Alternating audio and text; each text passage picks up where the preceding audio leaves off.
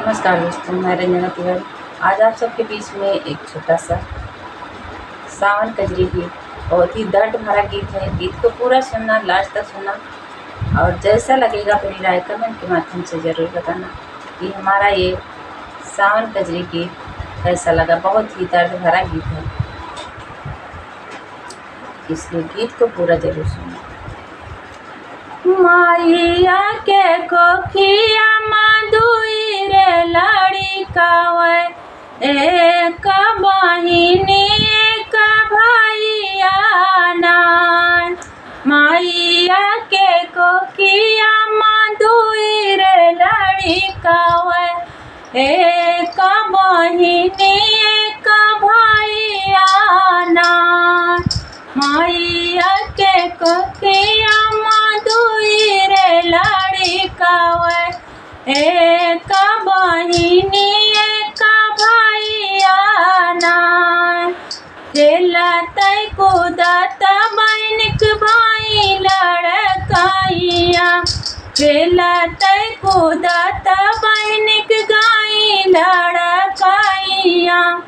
अब भाई बियाहन गवाना, खेलत कूदत बहिनिक गाई लड़काइया।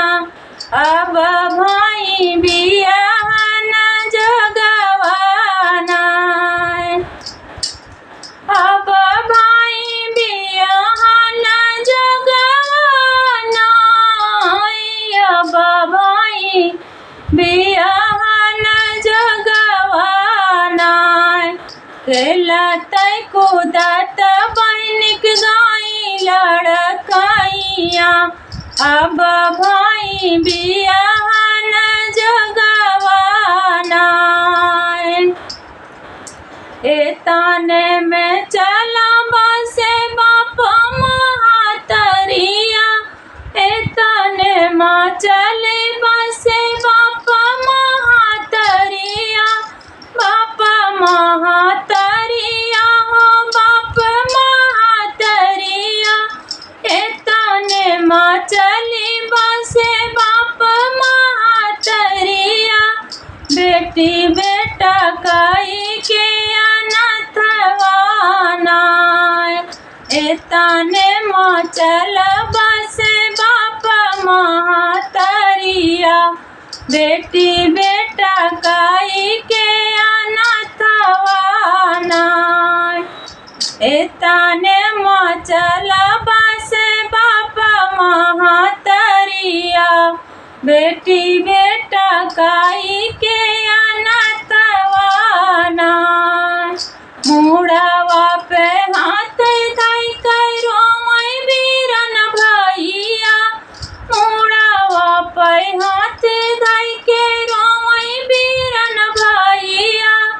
याद आवई बाप महातरिया नाय, मुड़वा पे हाथ धई के रोई बीरन भैया। याद आवई बाप महातरिया नाय, याद आवई बाप महातरिया नाय। याद आवई बाप महातरिया नाय। के ना मोरी बहिनी सजी है बरतिया, के ना हम बियाहन जाई है नाय। के ना मोरी बहिनी सजी है बरतिया, के ना हम बियाहन जाई है नाय। के ना हम बियाहन जाई है नाय, कि के ना हम बियाहन जाई है नाय। के ना मोरी बहिनी सजी है बरतिया, के ना हम बियाहन जाई है नाय। महल भीतरी बैठी बहिनी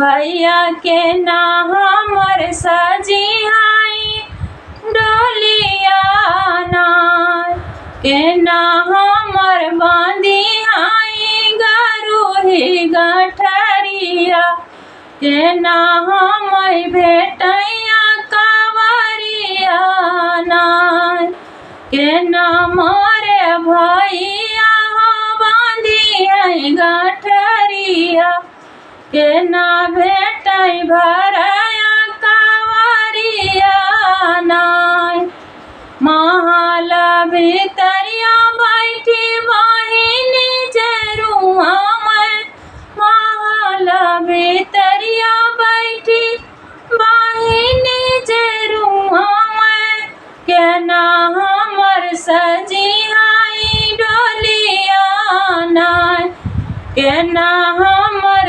सजिहाई डोलिया नाय इहा काम भियटबा भरया कवरिया के से कमिटी है विरोधवा नाय इहा काम भेटब भैया भरया कवरिया कैसे मोरा मिटी है विरोधवा नाय तानी बचन सुनाई बहिनी कवन रानी सुना भैया हमारी बचनिया नाय तानी बचन सुनाई बहिनी रनिया वीराना कै पोछलिया सुइया नाय आमा तोरा भैया सजबै बरतिया जीजा तोहर जाई हाई बियाहन नाय आमा तोहरा वीराना